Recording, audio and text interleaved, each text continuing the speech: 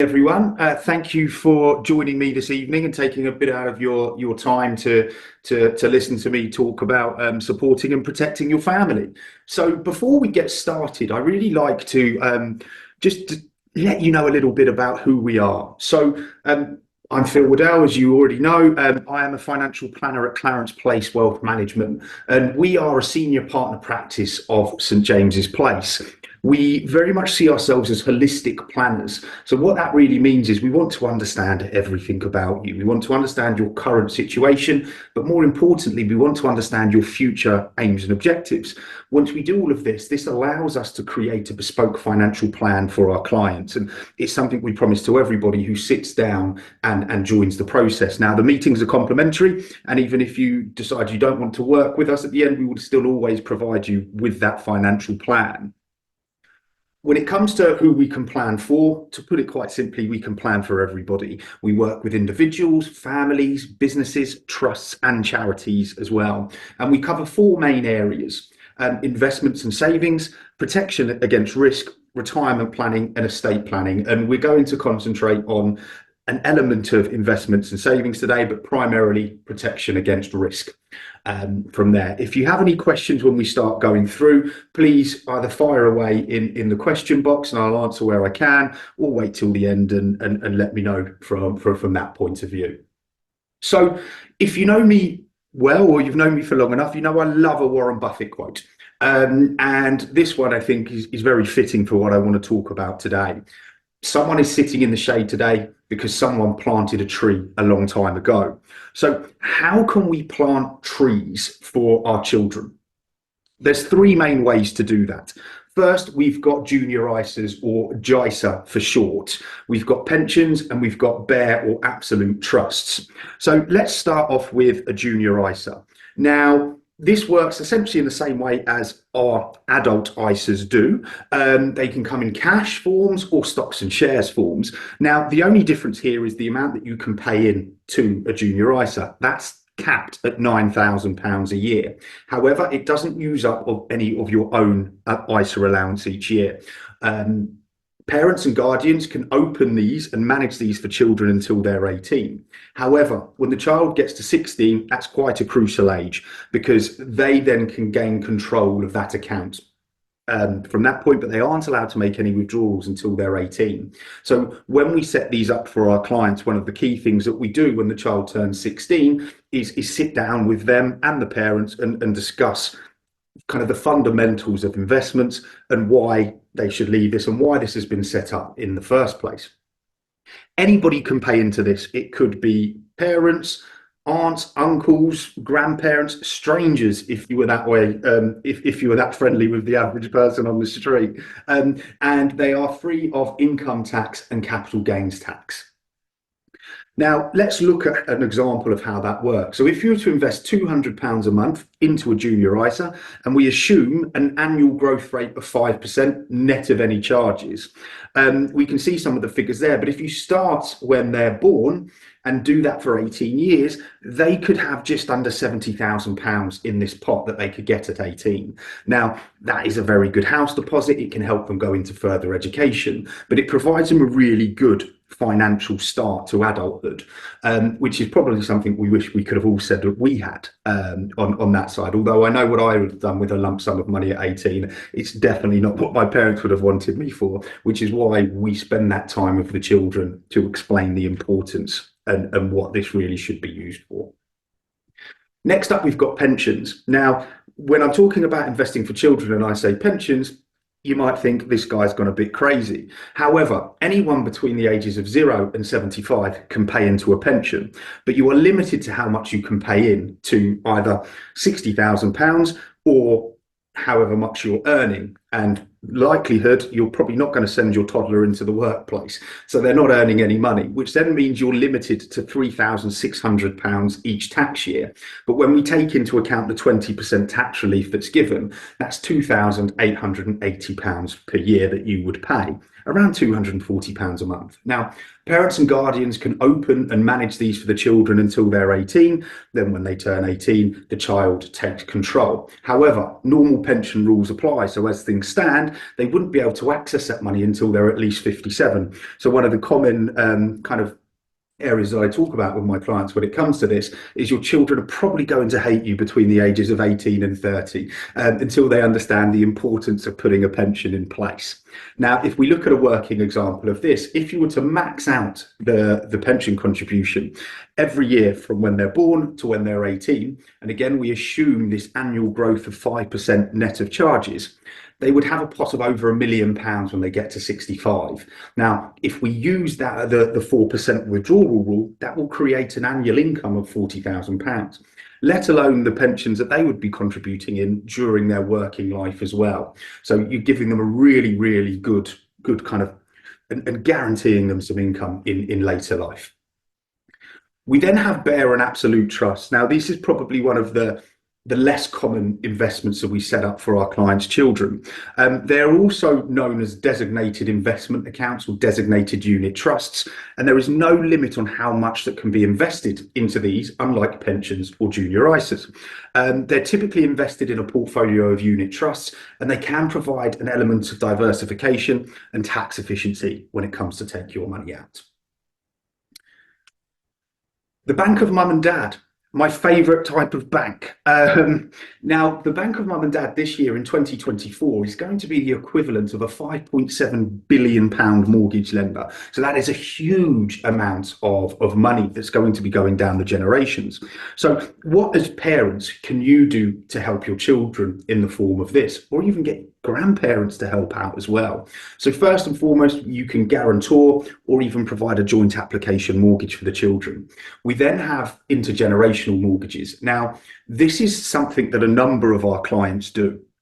And essentially, this is where it's essentially a joint mortgage with a parent, a grandparent, and a younger relative.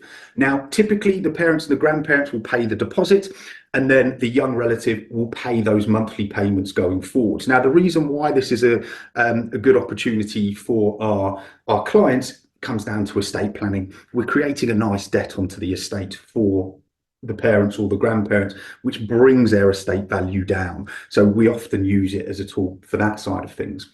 We then have gifts and loans. Now, if we were to gift your children money, you then start falling into some inheritance tax rules, such as the 7-year clock, but there are limits on how you can do it. And again, if you'd like to know a little bit more information about that, please let me know, and we can set up a call and run through all of that element for you.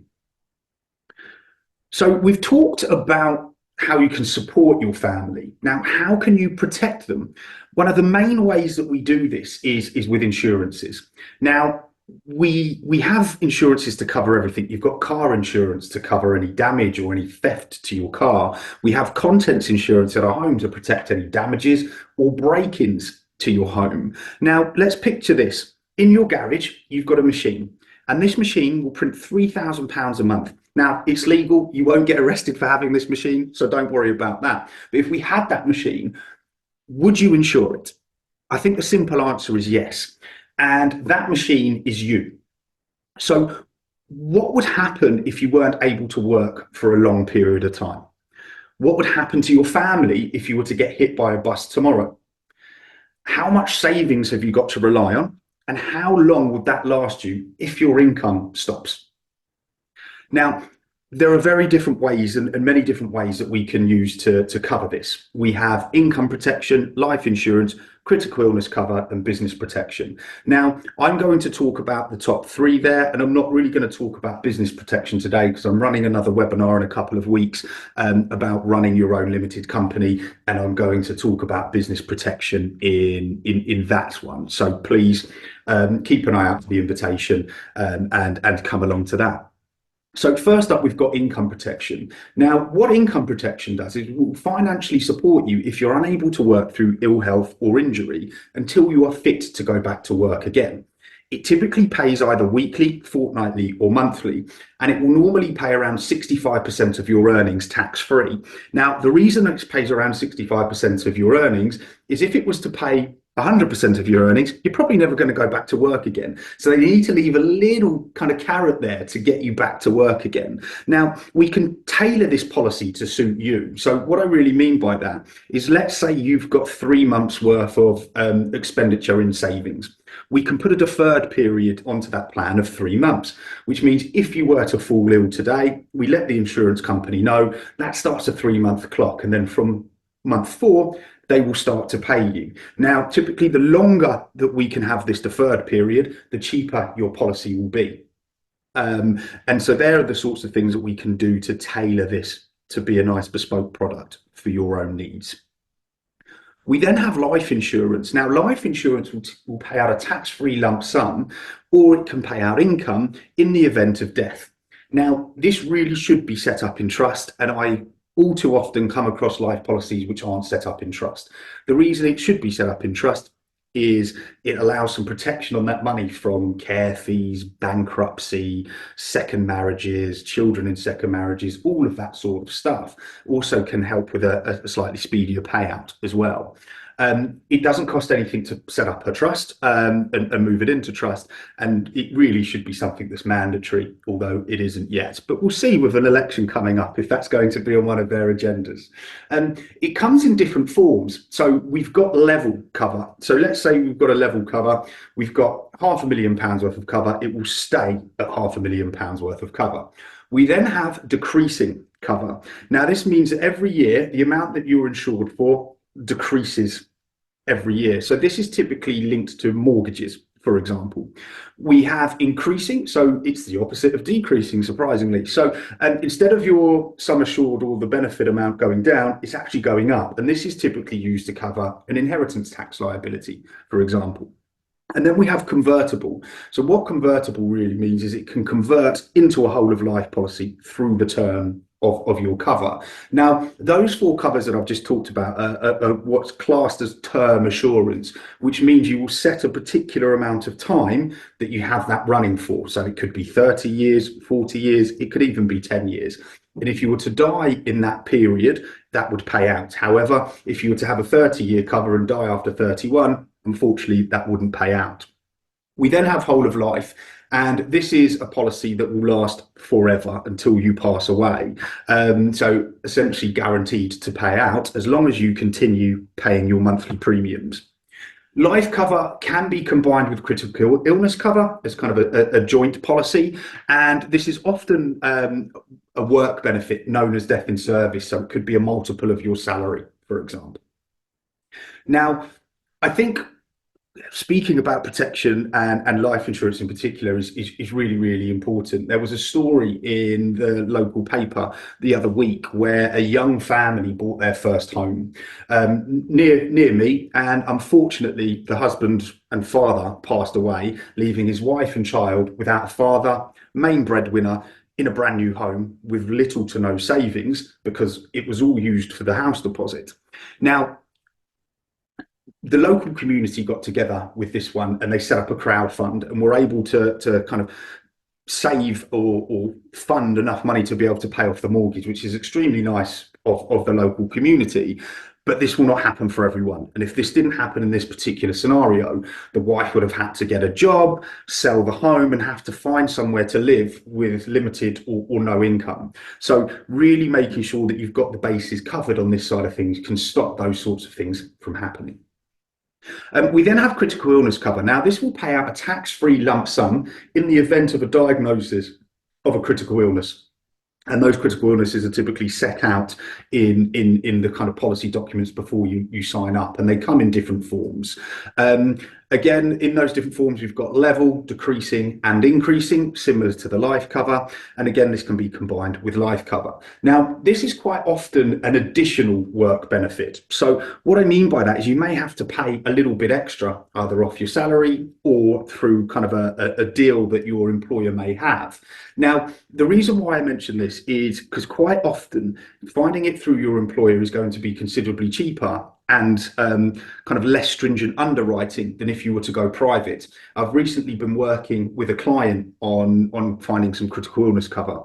And if we were to go private, it was going to cost, give or take, £420 a month.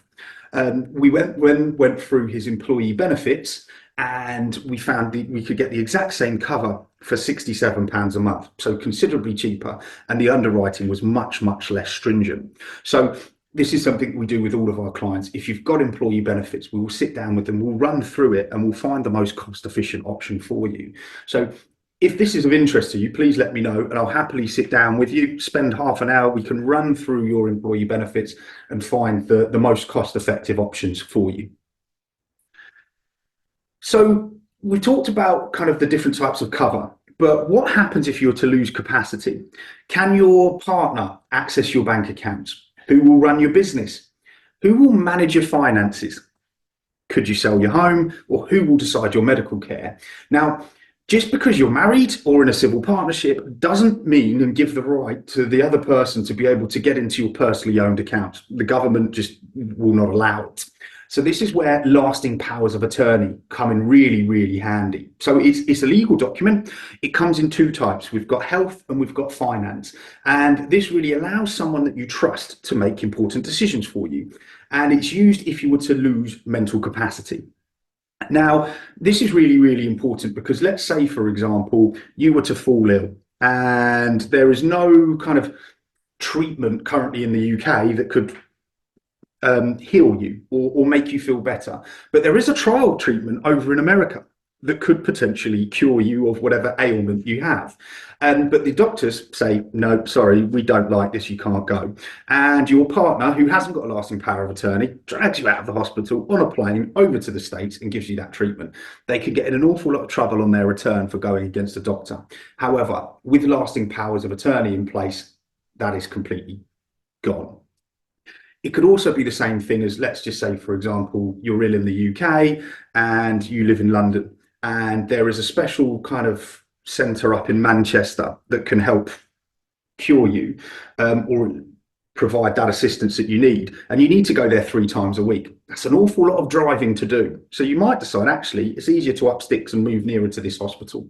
Well, again, without a lasting power of attorney, your partner wouldn't be able to sell the house and move up to Manchester. They would need to get that power of attorney on there. So it's really important to do. Now, solicitors, will writers will all provide this service, but they are quite easy to do yourself. You can do it through the government website. I actually recently have done this for a lot of my family, so my parents and aunts and uncles, and we used Which Consumer magazine. Again, the monthly kind of fee was about £3 or £4, and they've actually got a team of in-house solicitors that double check everything that you've put on there, and that's all included in that fee. You will have to register it with the Courts of Public Guardian, and I think it's about £82 per document, so £164 per person.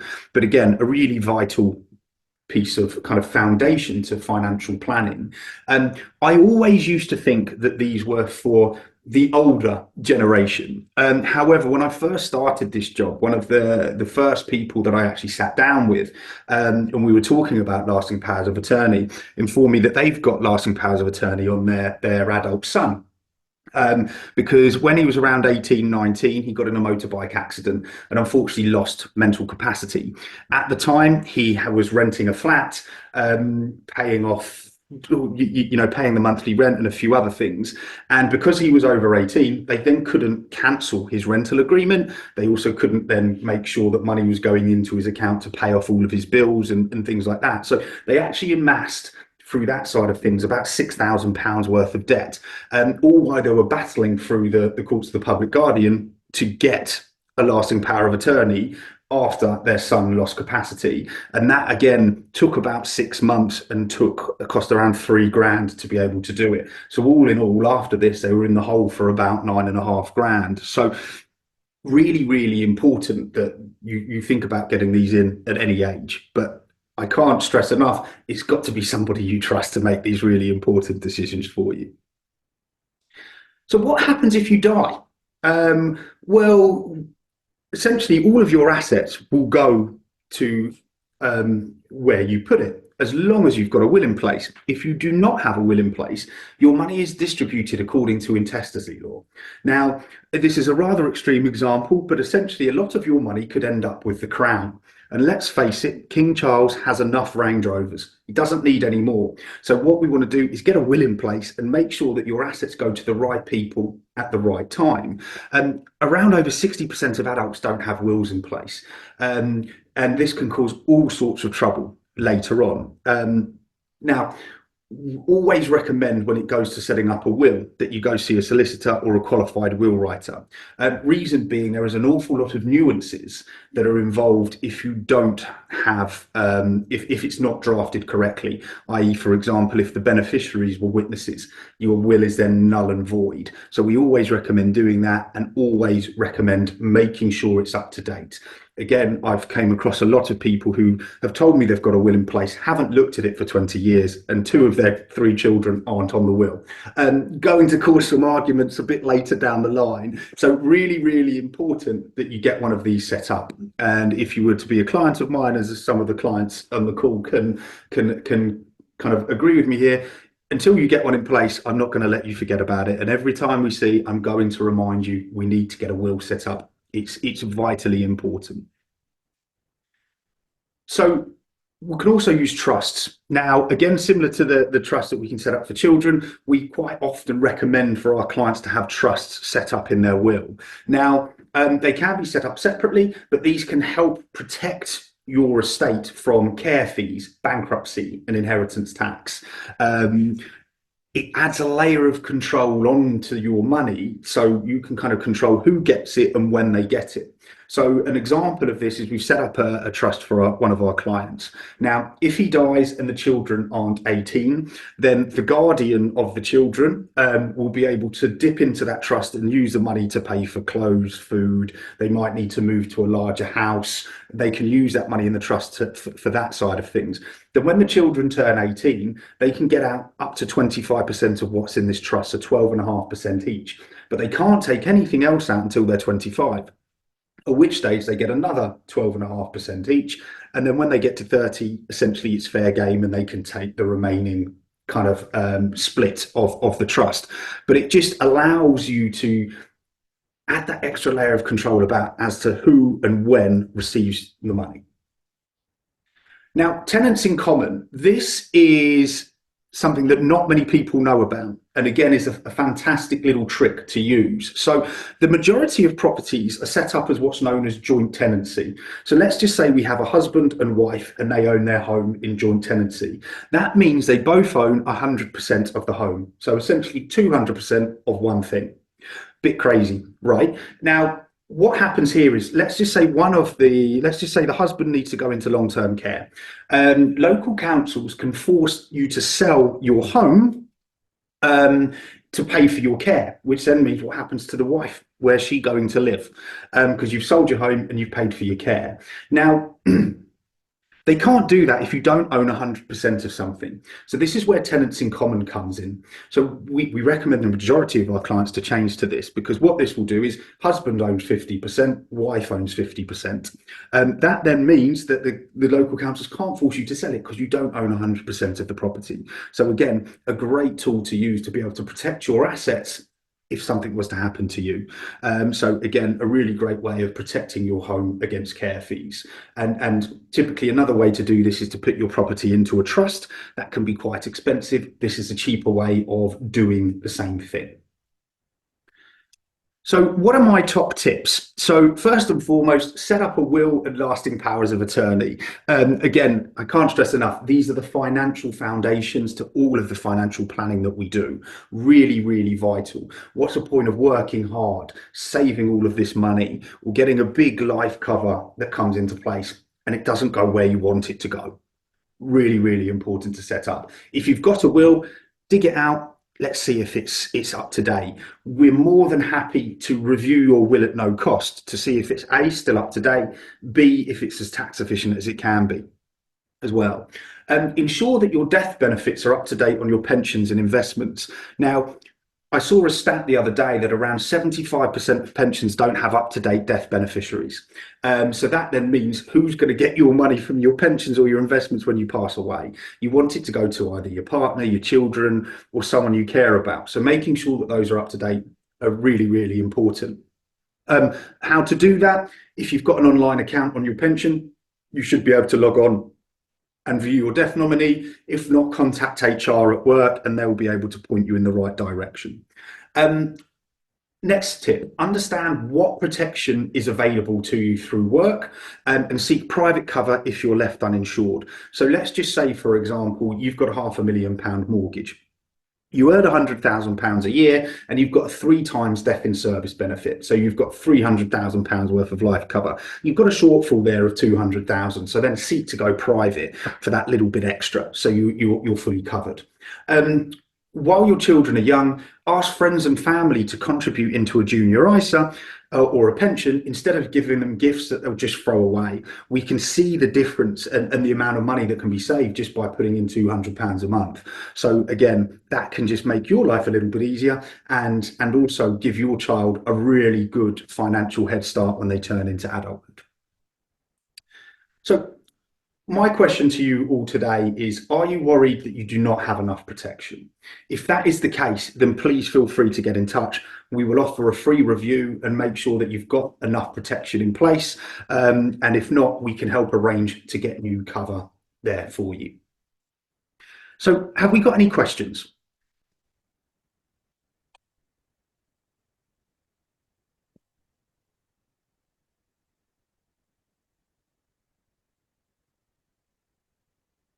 I can see that someone's got their hand up, Callum. There should be. Oh, I can allow you to talk. Callum, what's your question? You're on mute at the moment. You don't need to turn on your camera.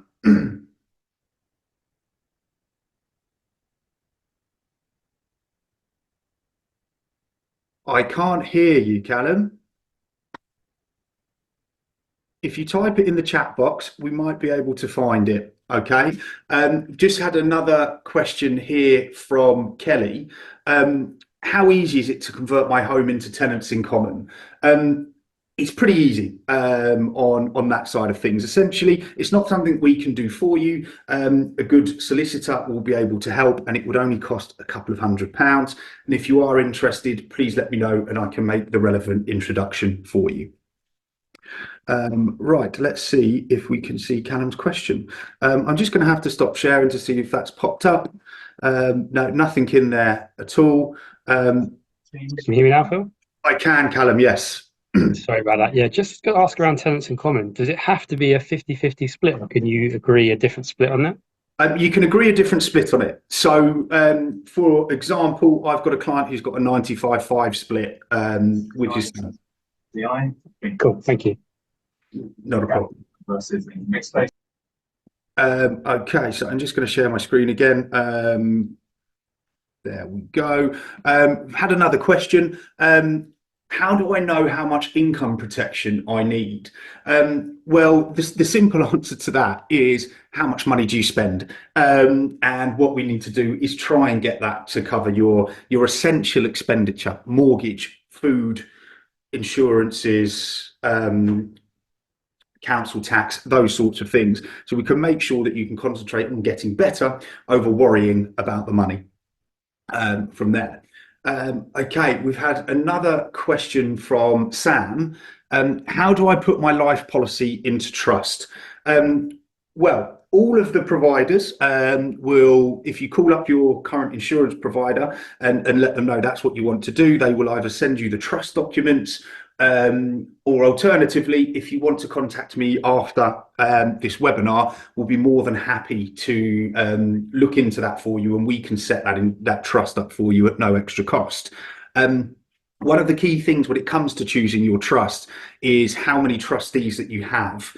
I think one of the common questions I get is, oh, can me and my partner be trustees? Yes, they can, but we always recommend to have a minimum of three, ideally four trustees. And unfortunately, the reason for that is quite bleak. Husbands and wives tend to travel in the car an awful lot together. If something was happening to that car and they both pass away with no trustees, the trust shuts down. So it's really important to have a couple of extra people on there for you.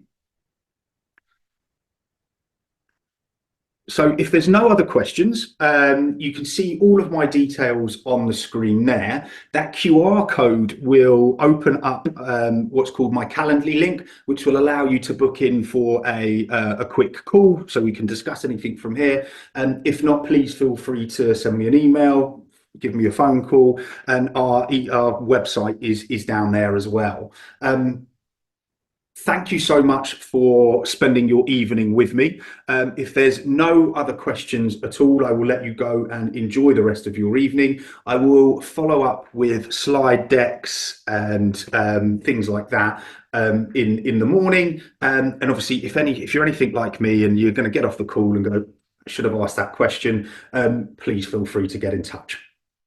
Thank you so much, everybody. I hope you found this useful, and I look forward to seeing you in a couple of weeks at my next webinar. Thank you. Bye bye.